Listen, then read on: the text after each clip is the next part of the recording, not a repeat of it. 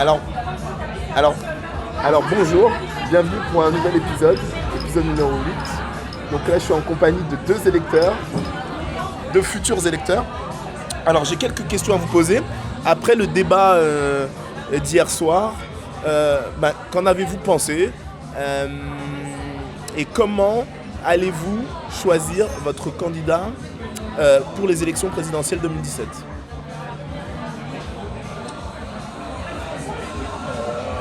Alors, ce que j'en ai pensé, c'est que c'était un débat qui était plutôt constructif. Okay. Ça a permis un peu de regarder quel courant était chacun et d'éclaircir certaines pensées. Okay. Et pour faire mon choix, je vais m'intéresser au contenu. Okay. Donc j'aurais besoin, en fait, dans le cadre des échanges qui sont menés, d'avoir des illustrations concrètes des politiques qui souhaitent mener. Okay. Des exemples chiffrés. Okay. Savoir dans quelle direction ils veulent aller. Et voilà. Après, la posture est importante. Ok. Donc là, on parle du physique, pas du physique, de la posture. Ouais, je comprends. Comment on se tient, comment on anime un débat, comment on y répond. Ok, je comprends. Et comment on mène une argumentation. Voilà. Ah, non, je comprends. Et moi, malheureusement, j'ai pas regardé le débat hier moi non soir, plus. Mais j'ai simplement lu plusieurs articles. Ouais. Et parce que je pars du principe que les débats, c'est pas forcément à ce moment-là qu'on décide de choisir celui sur qui on va voter. Donc j'ai préféré ne pas regarder. Ouais. Pour autant, c'est un exercice que tous les candidats sont amenés à faire. Mais je ne saurais pas aujourd'hui je pourrais pas vous dire aujourd'hui pour qui je pourrais voter parce que j'en ai aucune idée. Et comme il disait, ça sera plutôt le contenu que la posture en tant que telle. Mais la posture, c'est important parce que notre président, c'est présenter. Voilà, c'est important d'un point de vue international. Donc il faut qu'il ait quand même une certaine tenue et qu'il soit comme ça, qui répond à une certaine étiquette, on va dire. Voilà, une étiquette qui soit qui puisse être devant Poutine, Trump, Merkel, voilà, des statures comme celle-ci. Et tout ça, il faut qu'il dégage quelque chose. Donc là, c'est très intéressant parce qu'on est parti sur quelqu'un qui n'a pas regardé le débat et qui estime que finalement, elle peut s'en passer. Mais on garde quand même un œil sur la posture. Ok, donc ça, c'est plutôt... Il y a des écoles où on vous apprend justement à bien vous tenir, mais moi ce qui m'intéresse c'est vous êtes resté aussi sur le contenu. Mais par rapport aux élections précédentes, donc par exemple Hollande, il a fait pas mal de promesses, etc. Il les a, je pense, pas tenues, en tout cas en grande partie. Donc quel est votre regard par rapport au contenu ? Parce que j'ai vu que vous avez insisté sur le contenu, sur les chiffres. Mon regard, en fait, c'est de dire qu'aujourd'hui, dans le contexte actuel, quand dans l'environnement présidentiel, là, c'est-à-dire que chacun des candidats propose un programme, mais l'objectif, c'est quand même de voir à l'issue quel est le programme le plus réaliste. On veut donner une direction, mais si c'est pour reproduire ce que l'on a vécu pendant 5 ans, en se faisant élire sur des promesses qu'on n'est pas capable, entre guillemets, de tenir. Ouais. Aujourd'hui, on est plus en attente de savoir, sur une politique que l'on souhaite conduire, comment on veut la conduire et quels résultats on souhaite escompter. C'est pour ça que je dis que le contenu est important, parce que c'est de par le contenu et de savoir les moyens par lesquels on veut mener cette politique qu'on pourra y accorder plus ou moins de crédit. Je comprends. Donc voilà, pour moi aujourd'hui j'ai plutôt besoin d'avoir des illustrations, de savoir comment les choses vont être faites, donc les illustrer par des éléments chiffrés, savoir comment on va défendre ses positions, comment on va voter des lois, comment on va se positionner par rapport à l'Europe, quelle est la posture de la France après à l'international. International.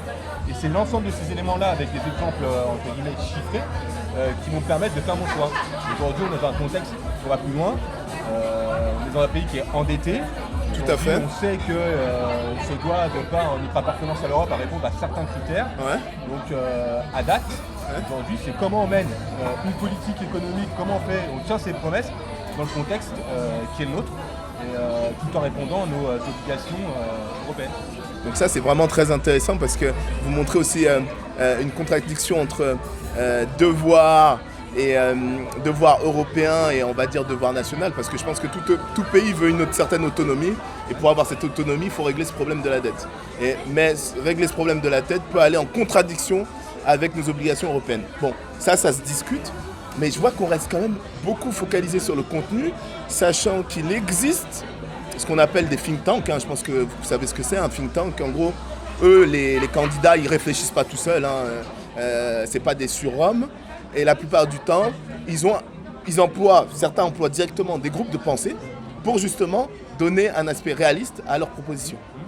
Mais il y a toujours cette distance entre les propositions, malgré la réalité des chiffres, et ce qu'on va faire, et les convictions de l'homme.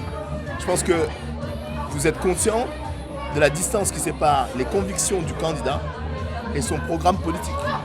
Non ? Enfin, moi, c'est après juste l'expérience qu'on a eue avec Hollande, par exemple, qui se disait socialiste, qui a mené une politique totalement libérale.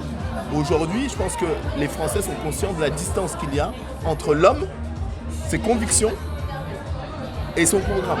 Non ? Mais aujourd'hui, quand vous votez pourquoi ? Vous votez pour des convictions, vous votez pour ce qui va se passer sur les 5 prochaines années. Aujourd'hui, c'est ça la problématique, c'est que dans ce que vous dites, c'est que en gros vous distinguez les convictions de quelqu'un qui va avoir ses convictions, mais ce que vous dites, c'est que ces convictions, il ne sera pas capable de les mettre en application. Des fois, en fait, ce qui se passe, c'est que l'homme politique va s'afficher derrière une idéologie, il va créer un programme marketing autour de cette idéologie, sans y croire lui-même. C'est bien là le problème. Bien sûr. Mais comment ? Mais ma question, en fait, c'est vraiment ça l'essentiel. Comment, sachant cela, vous transformez, vous changez votre processus de sélection du candidat ? Et je ne le change pas. Moi, ce que j'attends, c'est toujours un programme. C'est un programme, et dans ce programme, c'est ce qu'on veut faire, comment on veut le faire. Et si après, j'adhère ou non, mais tout à l'heure, vous me demandiez quels étaient mes critères de choix. Voilà. Mon critère de choix, à date, c'est au-delà de la posture que j'estime importante, c'est quel programme vous défendez et comment vous le défendez. Et moi, ce que j'attends, c'est quelqu'un qui me dise j'ai cette ligne de conduite-là, je suis conscient des contraintes que l'on a de par notre inscription dans l'Europe, je veux respecter ces contraintes tout en menant ce programme et amener la France là. Et pour l'amener là, je vais faire ça, et je vais financer ça de telle sorte. Donc alors, je me replace 5 ans en arrière. Hollande, il a dit moi quand je serai président, je vais faire ça. Et on est arrivé là, maintenant on est 5 ans plus tard. Qu'est-ce que vous avez appris de Hollande ? Mais moi, je vais pas voter pour Hollande. Non, peu importe. De ce que j'ai appris, c'est que on ne peut pas aujourd'hui faire de fausses promesses dans une campagne électorale, puisque en tenant, et ce que vous disiez tout à l'heure, c'est juste en se rapprochant à des idéaux, mais en n'étant pas capable après de mettre en application ce que l'on a dit, au final,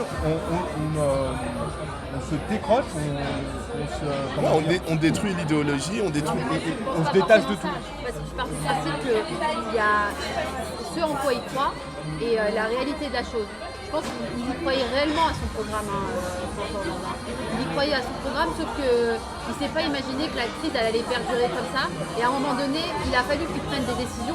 Alors je ne suis pas pour tout ce qu'il a fait, mais à un moment donné, je pense que ce qui fait de l'homme aussi, c'est de se rendre compte que parfois, on n'a pas la capacité de pouvoir aller jusqu'au bout de ce qu'on a promis, mais qu'à un moment donné, il faut aller à une réalité du chômage, de la déflation à l'époque, l'inflation revient, on a des problématiques qui sont lourdes et il faut prendre des décisions à ce moment-là. Maintenant, ce que je regrette, c'est juste qu'il n'ait pas pris conscience en disant « je suis désolé, je vous ai promis ça, mais aujourd'hui la réalité elle est différente et je suis obligée de faire des choix différents parce que le pays ne peut pas continuer dans cette voie-là. » Ça, je pense que ça aurait été de l'honnêteté de sa part et les gens l'auraient compris. Et c'est là son problème, c'est qu'il n'a pas su se dire j'ai pas pu faire ce que j'ai promis parce que il n'y a pas eu de croissance tout simplement et qu'à un moment donné, sans croissance on ne fait pas grand-chose. Donc il faut diminuer des charges, il faut faire plein de choses quoi. Je suis tout à fait d'accord avec lui. Si vous vous rappelez bien, je suis ni de droite ni de gauche. Monsieur Sarkozy lui a dit vous êtes un menteur. Et vous savez, des fois les politiques, ils ont cette façon d'être dans le réel. Des fois, ils se parlent et ils sont dans le réel. Mais ils sont dans le réel parce qu'il sait que lui-même c'est un menteur. Oui, non, mais tout à fait. Donc quand un politicien dit à un autre politicien un menteur, c'est que lui, il sait lui-même qu'en tant que politicien, il l'est aussi. Donc tous les politiciens sont des menteurs. Ils sont là, ils promettent des choses. Je suis d'accord, donc ils promettent des choses. Maintenant, sachant ça, quels vont être vos critères, je répète encore ma question, vos critères de sélection? Parce que vous voyez, on tourne en rond, parce que si on reste toujours sur le contenu et qu'on nous fait toujours des fausses promesses, quels sont alors vos critères de sélection pour choisir un candidat? Moi, ça sera toujours le contenu, mais le contenu par rapport à la réalité. Donc, des choses concrètes. On nous explique concrètement qu'il y a la possibilité de pouvoir avancer et trouver des solutions concrètes. Et dire, à un moment donné, j'ai la possibilité de faire avancer le pays de telle ou telle façon, et que si demain j'ai pas la possibilité de le faire, je peux dévier un peu, mais je reste dans la même ligne de conduite. Donc voilà, c'est centré dans la réalité. C'est pas dire, je suis désolée, pourtant je suis de gauche, j'ai des idées de gauche, et Benoît Hamon et son revenu universel, c'est pas possible. Aujourd'hui, face à la situation dans laquelle on est en France, c'est impossible. On peut pas faire de revenu universel. Donc, là, c'est quelque chose qui est déconnecté de la réalité. Donc, même si on a envie d'y croire et on a envie que les gens puissent avoir ces revenus-là, on sait que c'est pas possible. À un moment donné, on ne peut pas voter pour lui. Il y a quelque chose qui va bloquer. Donc voilà, c'est vraiment un candidat qui nous dit, voilà, on va essayer de trouver des solutions en rapport avec les convictions que j'ai et les valeurs que je veux conserver au sein de ce pays. On va trouver des solutions, on va tous monter nos manches et on va y aller. Il y aura des sacrifices dans tous les sens, que ce soit les gens qui sont riches, les gens qui sont moins riches, etc. Mais on va tous y aller ensemble. Et à partir de ce moment-là, moi je vais vers un candidat comme ça. Pas forcément ni de droite ni de gauche, mais quelqu'un qui veut rassembler tout ce peuple-là en se disant, voilà, il n'y a pas de clivage. Non, je comprends tout à fait. Je pense qu'on va s'arrêter là. Mais que pensez-vous, juste une dernière question, que pensez-vous du patriotisme? Parce que, vous voyez, c'est quelque chose que vous éludez totalement. Mais l'amour de sa patrie, parce que là, on voit bien qu'il y a une dissociation entre le peuple français et cette caste politique, si je puis dire. Mais que pensez-vous du patriotisme? À quel niveau dans le contexte actuel ou patriotisme, pour vous, quelle est la signification pour vous du patriotisme? Patriotisme, c'est défendre les valeurs de la France, c'est se reconnaître un petit peu en tant que Français et être fier des valeurs que porte notre pays, et pouvoir les porter de façon générale et même d'un point de vue, faire rayonner la France tout en s'attachant, c'est ça, c'est se reconnaître dans les valeurs de la France, être fier d'être français et de le partager. C'est ça pour moi être patriote. Et vous? Alors, moi, le patriotisme, je ne le connaissais pas, je connaissais le terme, je le connaissais le mot, mais je ne le connaissais pas au sein de la France. Contrairement à d'autres pays comme les États-Unis ou même en Asie ou autre, le patriotisme, ça existe. En France, ça n'a jamais existé. Jusque récemment, on a sorti ce mot-là parce qu'à un moment donné, il y a eu l'immigration où tout à coup est ressorti comme si on n'avait jamais eu avant. Mais aujourd'hui, on a décidé qu'il y avait de l'immigration de l'Afrique du Nord, de l'Afrique du Sud, de l'Asie, etc. Et là, on a décidé, on va sortir le patriotisme dans tout son chapeau. Voilà. C'était un mot qu'on ne connaissait pas, qu'on utilisait uniquement juste sur le niveau international. On vendait la France au niveau international pour vendre du camembert, du vin, les valeurs républicaines, mais on n'a jamais vendu les valeurs de la France au sein de la France. Donc aujourd'hui, je ne sais pas, vous pouvez demander à n'importe qui, il n'y a personne qui se reconnaîtra, si ce n'est peut-être les générations qui ont plus de 50 ans ou 60 ans, qui vont dire ce que c'est réellement le patriotisme. Aujourd'hui, on nous a pas appris ce que c'était le patriotisme. Et moi, je ne saurais pas vous dire quel est le patriotisme, à part les valeurs de la France, de la fraternité. L'amour de sa patrie, tout simplement. Mais ça n'a jamais existé en France. Mais attendez. Moi, j'ai jamais vu. Les gens, ils vont te dire, je suis fier d'être américain, je suis fier d'être sénégalais, je suis fier d'être algérien. Oui, voilà, les Algériens sont très chauvins, j'ai des origines algériennes. Ils vont vous dire, je suis fier d'être ça, mais on va jamais vous sortir, je suis fier d'être français. Pourquoi? On est fier, je suis fier d'être français. Mais c'est jamais rentré dans notre mentalité, on nous a jamais appris à être fiers de nous. Mais peut-être que vous l'avez oublié parce que moi, je sais pas, là, une réflexion simple, c'est par rapport à un livre que j'ai lu récemment, mais un président, quel que soit le pays, ça devrait normalement être une condition nécessaire, pas suffisante, mais nécessaire, d'être au moins patriotique. Je pense qu'ils le sont tous quand même. Oh là là, celle-là, je vais la garder. Je sais pas, je vois pas. Alors, les 5 qu'on a vus hier, pour vous, ils sont patriotiques. ils aiment leur patrie. Bah, ils aiment la Mais France. déjà, si on n'arrive même pas à définir la notion de patriotisme, est-ce qu'on va être d'accord sur le fait que les candidats d'hier étaient patriotiques? Moi, je pense que oui. Ils sont profondément. Après, En tout cas, ils défendent il y a ces valeurs-là. différents types de patriotisme, et comme elle disait, effectivement, moi aussi je suis française et Mais attendez, on l'amour. m'a pas appris à aimer, entre guillemets. On nous a Pas pas aimer la demandé. République, je sais pas, c'est pas ça que je veux dire. Mais Et on nous a pas demandé d'aimer la France en voilà. fait. C'était pas. Je sais pas comment. On a appris à l'aimer tout simplement, mais on nous a jamais transmis de valeurs en fait, si tu veux, françaises. Oui, pourtant on avait l'éducation physique à l'époque quand on était au collège. Oui, on avait éducation physique. Mais c'est assez... Civique. Ouais, civique. Mais c'est assez marrant parce que c'est assez marrant. Il y a deux minutes, vous étiez en train de me dire que justement le patriotisme, on ne sait pas ce que c'est, on ne le voit pas. Et maintenant vous êtes capable de me dire que tous les candidats, ils sont... Qu'ils le vendent. Oui, mais ça c'est autre chose. Ça c'est autre chose. Bah, parce Non, que mais, moi je saurais pas le définir en tant que personne parce que c'est pas ce qu'on m'a appris. Après au vu des propos qu'ils peuvent tenir et de ce qu'ils veulent présenter aux autres et ce qu'ils veulent donner, bah, il y a des valeurs patriotiques quand ils parlent de république et qu'à la fin des discours, moi je me souviens pas, après faut me tromper, mais à la fin des discours j'ai jamais entendu vive la France, vive la République. Si, il y a qu'un seul, c'est ce qu'il a sorti là. Non mais récemment oui, mais avant j'ai jamais entendu un candidat dire quand il faisait des petits discours comme ça et dire vive la France, vive la République. En fait, Ah ouais. Tu vois, il y a longtemps. vive la République, on l'entend souvent. La France. Tout le temps. Ah ouais, moi j'ai jamais entendu, j'ai jamais fait gaffe. Mais c'est assez intéressant ce que vous êtes en train de dire, parce que pour moi déjà, quelqu'un qui n'a jamais travaillé de sa vie, qui n'a jamais vraiment payé d'impôts, est-ce qu'il peut être considéré comme un patriote? Je sais pas.